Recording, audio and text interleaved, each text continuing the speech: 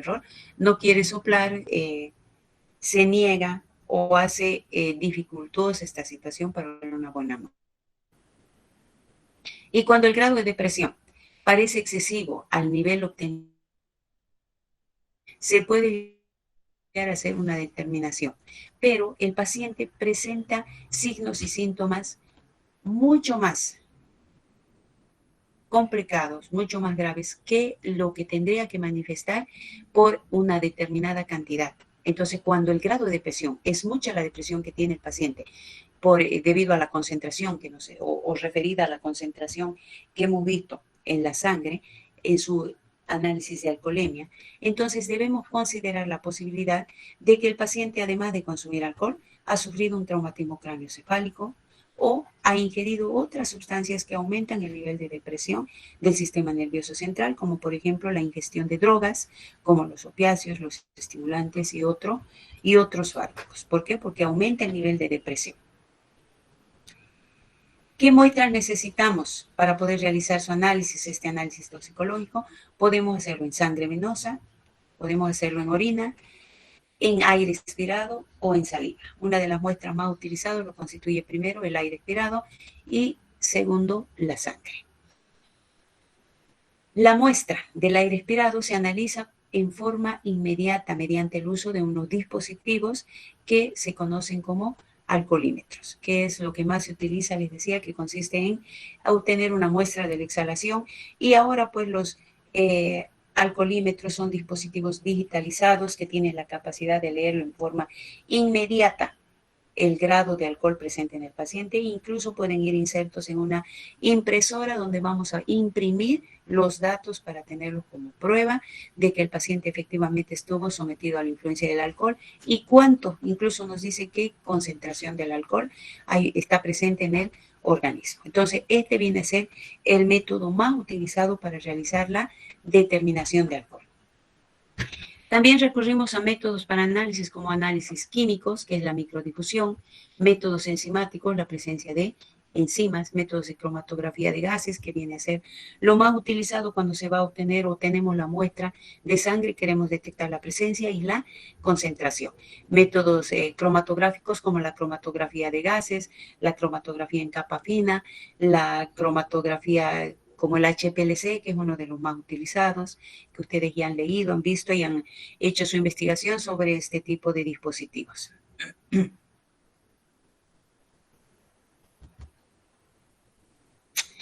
Estas muestras que acabamos de nombrar lo vamos a utilizar para hacer el análisis en una persona viva, ¿no es cierto? En un análisis ante-mortem. Pero también podemos hacer un análisis post-mortem, que es también bastante practicada esta prueba. ¿Por qué? Porque cuando suceden algún accidentes de tránsito sobre todo, es necesario confirmar si el paciente estuvo o no bajo la influencia de alcohol. Para ello necesitamos una muestra post-mortem. Y la muestra post-mortem que se utiliza es el humor vítreo. Si ustedes recuerdan, ya habíamos hablado de esta muestra durante el desarrollo del primer tema, donde también nos referimos a las muestras biológicas, ¿no es cierto? Entonces, el humor vítreo es la muestra ideal para realizar esta investigación de la presencia de alcohol post-mortem. El humor vítreo, que es una matriz que se encuentra dentro del ojo y está menos sujeta a descomposición y a contaminación bacteriana, y es la muestra que se usa para distinguir una ingestión de alcohol ante-mortem y la formación de alcohol post-mortem. Nuestro organismo, como producto de su descomposición, empieza a formar alcohol. Y por lo tanto, si nosotros tomamos otras muestras, si es que se pudiera, o analizamos un tejido, puede tener ya la presencia de alcohol, pero ese alcohol es como producto de la decomposición, que es post-mortem. Y por lo tanto, la única muestra que nos va a servir para determinar si el alcohol es antes de que se produzca la decomposición del humor vítreo. ¿Por qué? Porque les decía, está tan protegida y difícilmente va a ser invadido en forma tan rápido por la contaminación y descomposición bacteriana para que se produzca la presencia del alcohol post-mortem. Por eso que se utiliza esta muestra para realizar su análisis. ¿Cuál es el tratamiento para la intoxicación por alcohol? El tratamiento que vamos a tomar es de soporte. sobre todo cuando la intoxicación es aguda, quiere decir en un solo momento por grandes concentraciones administradas al organismo. De soporte que vamos a tratar los síntomas que vaya presentando el paciente. Por norma general se le debe practicar un destructis. ¿Qué es un destructis? ¿Alguien sabe?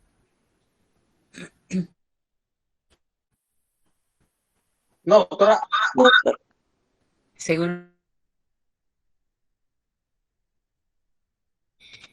es hacer una determinación de las concentraciones de glucosa usando una tira reactiva. Han escuchado hablar de los glucómetros, ¿no es cierto? Sí. Eso es un destructis. Determinar lo más pronto posible si es que tiene o no tiene una hipoglicemia, porque habíamos dicho que una de las consecuencias del consumo de alcohol es producir una hipoglicemia y las células se van deshidratando. Es por eso que empiezan a tener tanta sed después del consumo del alcohol. Y se recomienda dar una perfusión de glucosa si es que presentara hipoglucemia. Para eso se practica el destructis. Luego se recomienda realizar un examen exhaustivo para descartar en el paciente la presencia de un traumatismo cráneoencefálico. Por la descoordinación que empieza a presentar el paciente por la presencia del alcohol, es normal que tenga un desarrollo brusco de sus movimientos. Entonces puede llegar a caerse, puede sufrir un traumatismo y el principal órgano que se golpean es la cabeza. ¿Por qué? Porque no hay una coordinación, no hay equilibrio.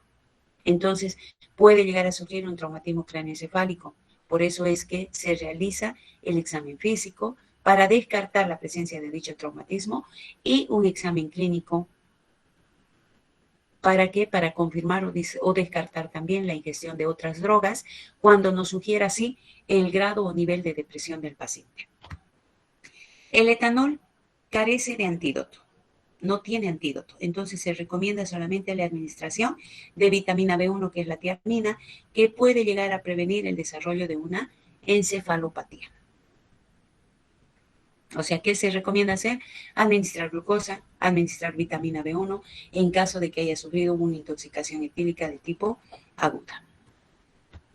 Y vamos a hacer una diferencia con el metanol. Todo lo que hablamos, no se olviden, es del etanol. Pero tenemos el otro tipo de alcohol que es el metanol.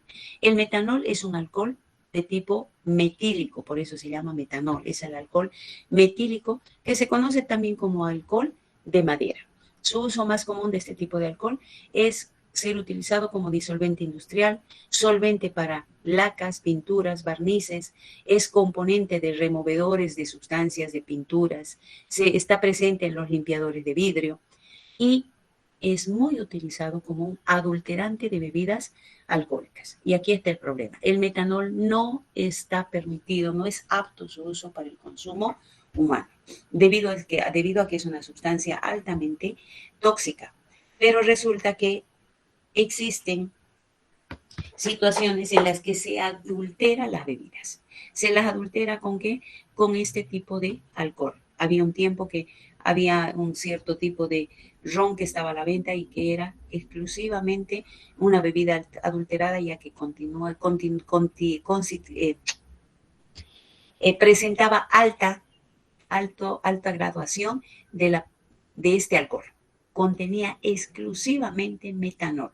Ese era el tipo de alcohol que tenían estas bebidas. Los vendían aquí por los mercados públicos como en la Ramada, en Los Pozos, hasta que hubo un accidente muy serio con un grupo de jóvenes que quedaron ciegos y de ahí se empezaron estos controles en los mercados para retirar este tipo de bebida.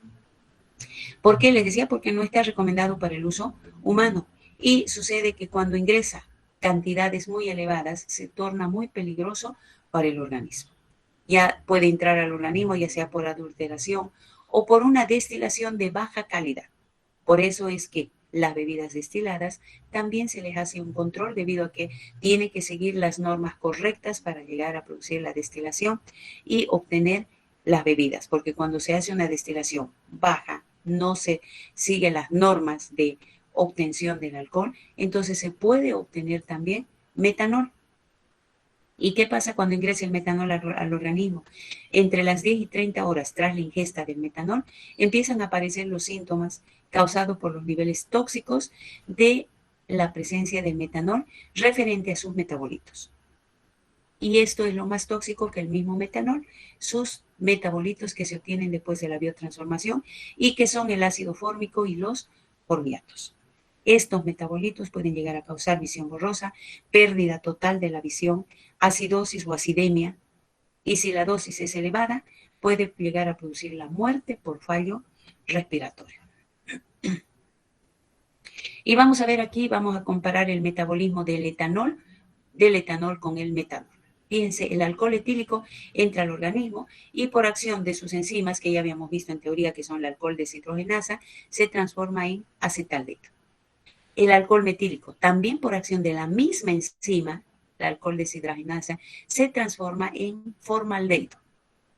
Y el acetaldehído, por intervención de la enzima deshidrogenasa de aldehído, que ya se transforma por la presencia del acetaldehído, se va a convertir el acetaldehído en ácido acético. Y este ácido acético ya libera agua y dióxido de carbono. Mientras que el alcohol metílico, habíamos dicho que se transforma por la alcohol deshidrogenasa en formaldehído y en presencia de este mismo aldehído se transforma en deshidrogenasa aldehído y se obtiene el ácido fórmico, que finalmente también llega a producir la liberación de agua y dióxido de carbono y los folatos además.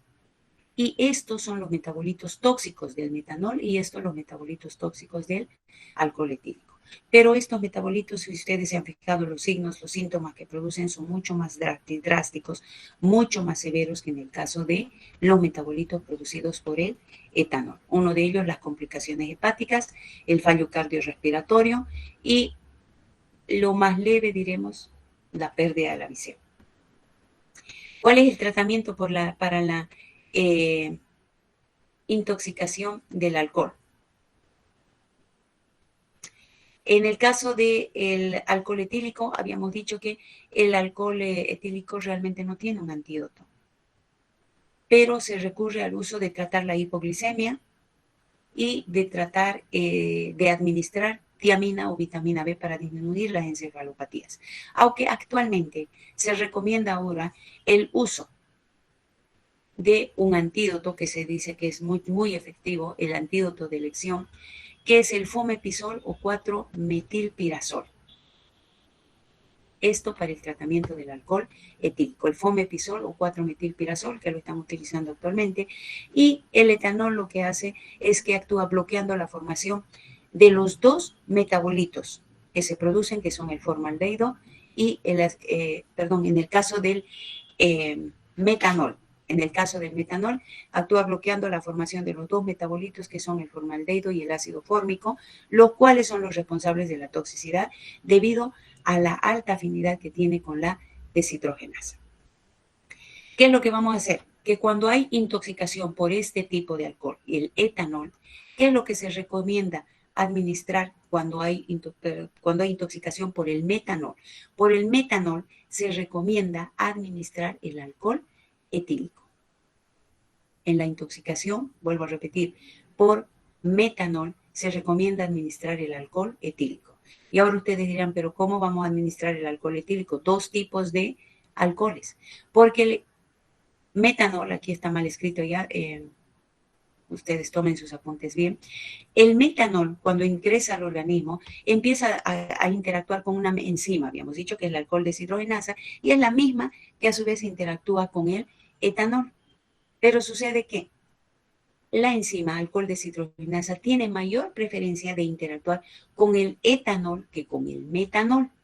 Y por eso es que se administra el etanol para que la alcohol deshidrogenasa ya no metabolice al metanol. Y si ya no metaboliza el metanol, no se van a presentar los dos metabolitos tóxicos que son el formaldehído y el ácido fórmico, los cuales son responsables de la toxicidad debido a la alta afinidad que tienen con el alcohol deshidrogenasa. Entonces, un tratamiento para la intoxicación del metanol es administrar alcohol etílico. ¿Por qué? Porque ahora el alcohol etílico va a interactuar con la enzima alcohol deshidrogenasa y va a evitar que siga interactuando con el metanol, y si la enzima ya no interactúa con el metanol, va a disminuir o ya no va a haber la presencia de los metabolitos que son los responsables de la toxicidad producida por esta sustancia en el organismo. Y tenemos dos técnicas nosotros que vamos a utilizar para distinguir metanol de etanol y para realizar la identificación de metanol en sangre por microdifusión en cámara de Conway. Y ahora se los muestro. Doctora, antes la administración del etanol, ¿cómo llegaría a ser? El etanol, dependiendo de las características clínicas del paciente, si es que está consciente o no. Si el paciente no está consciente, entonces puede ser administrada por vía intravenosa. Y si se está consciente por vía oral. Por vía oral, se puede administrar por vía oral. Muy bien, doctora, gracias. ¿Ya? Por vía intravenosa, pero tampoco es puro, ¿no es cierto? Es diluido.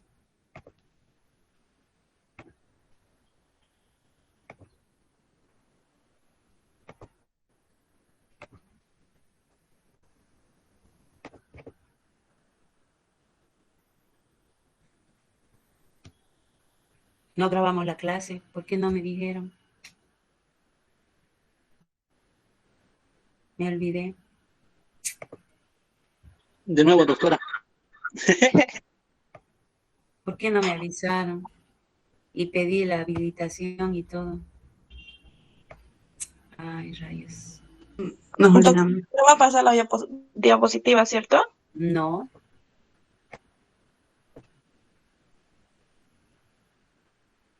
Qué problema. Bueno, no importa, se los voy a volver a repetir en la clase práctica, pero ya lo que quería era que tengan esto, porque tiene gran parte de teoría. Enseguida les muestro los videos.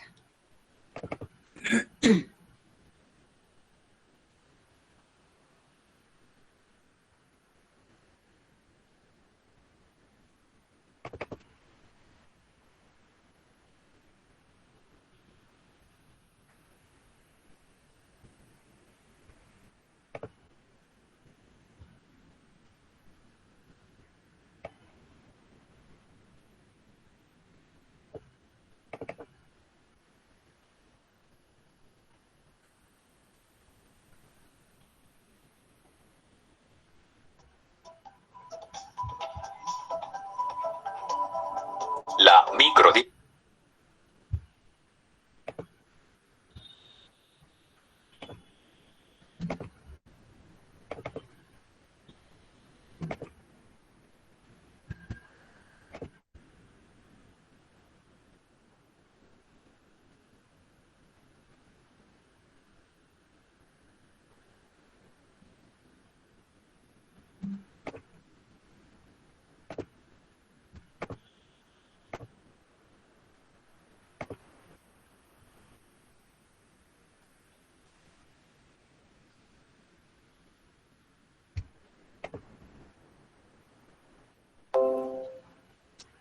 ¿Se está observando, alumnos?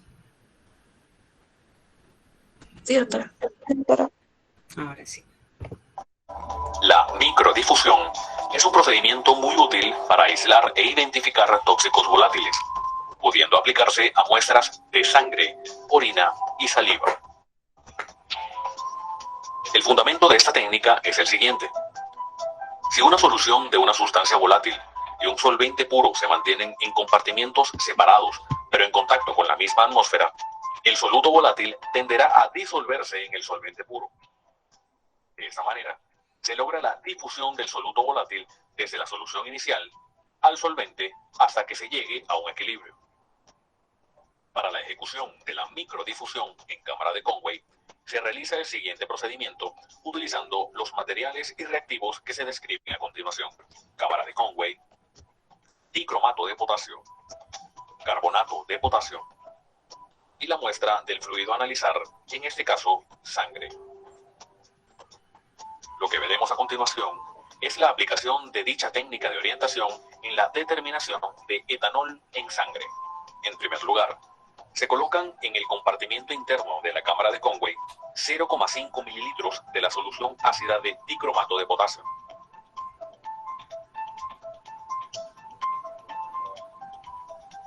en un extremo del compartimiento externo de la cámara de Conway, se agregan 0,2 mililitros de la solución saturada de carbonato de potasio.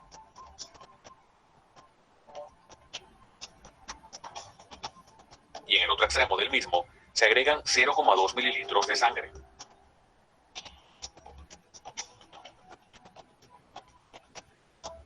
Se coloca la tapa de la cámara y se hace girar cuidadosamente en forma horizontal sobre el mesón de trabajo para poner en contacto los reactivos colocados en el compartimiento externo de la cámara. Se deja difundir por 1 hora a temperatura ambiente. Como se puede observar, la desaparición del color amarillo de la disolución inicial y la sucesiva aparición de un color azul, producto de una reacción de óxido-reducción, nos indica la posible presencia de etanol en la muestra de sangre. Posteriormente, dichos resultados son confirmados por la técnica de cromatografía de gases.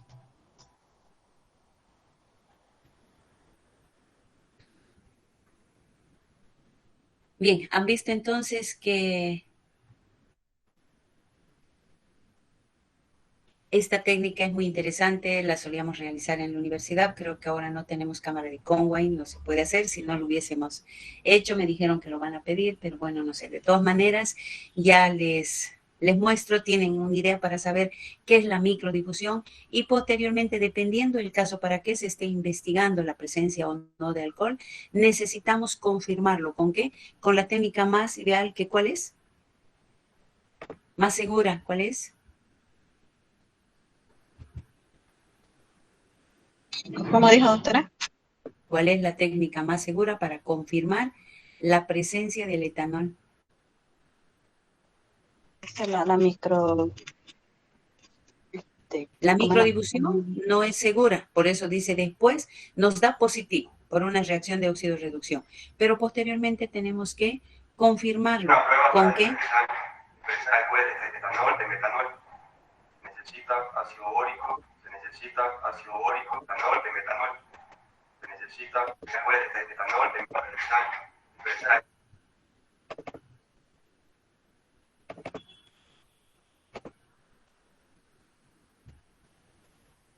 ¿Cómo es? ¿Cuál es la técnica para confirmar? ¿No se acuerdan? Algo de gases, la doctora, cromatografía de gases. Cromatografía de Cromatografía de gases. Exacto, ustedes han investigado esto. No se olviden. Bien, y ahora les muestro cómo vamos a diferenciar metanol y etanol.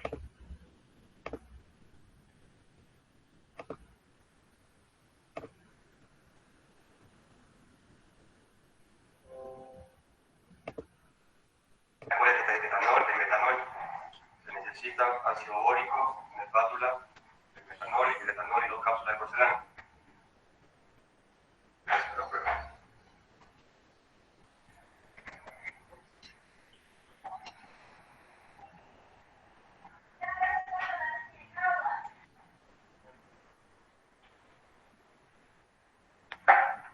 Estoy poniendo un alcohol de etanol sobre el ácido bórico en esta cápsula de porcelana y ahora voy a poner metanol, ácido bórico.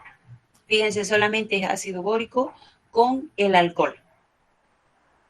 Y al colocar ahí, nosotros por la emisión de la llama, se va a determinar si es alcohol, etanol o metanol. Pongo una llama verde.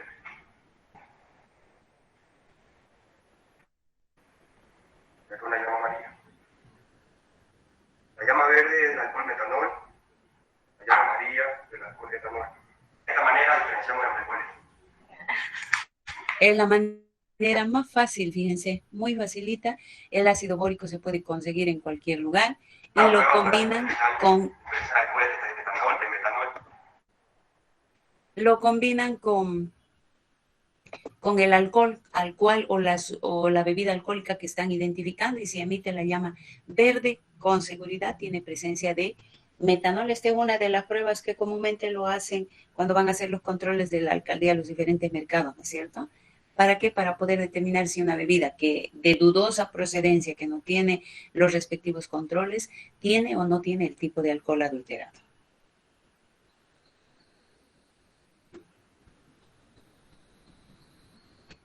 Bien, alumnos, entonces con esto, ahora ya la siguiente clase continuamos y terminamos el tema de teoría que tiene que ver con el alcohol. Bien, quedamos ahí. No se olviden de registrar su asistencia y nos vemos la siguiente clase. El grupo que tiene mañana conmigo, por favor, yo les voy a avisar hasta más tarde si es que nos vemos mañana o no, que si es que consigo mi pasaje y me puedo viajar, no nos vamos a ver mañana y nos vemos directamente la siguiente semana. ¿Listo? Listo, doctora. Muy bien, doctora.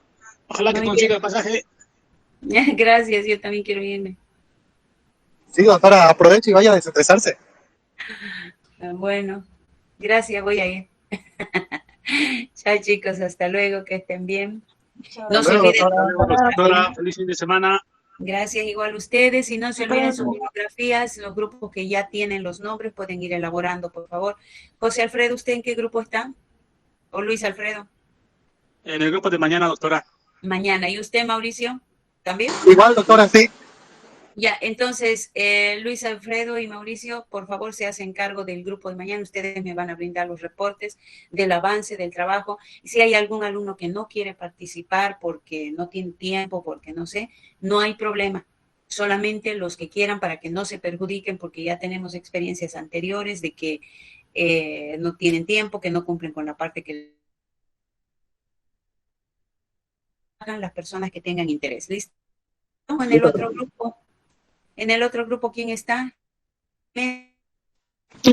Doctora, En el grupo, en el de lunes, ya. Usted, Jimena, y... Salió. No la veo. Claudia, Ya, doctora. ¿quién, perdón? Claudia. Claudia, Ya. doctora. Claudia y Jimena, ustedes se hacen responsables del grupo de dioxinas, ¿sí? Está bien, doctora. Gracias. Doctora, Bien. ¿vamos a trabajar con el formato de trabajo de investigación o con qué formato? Ustedes pueden hacer un trabajo de campo.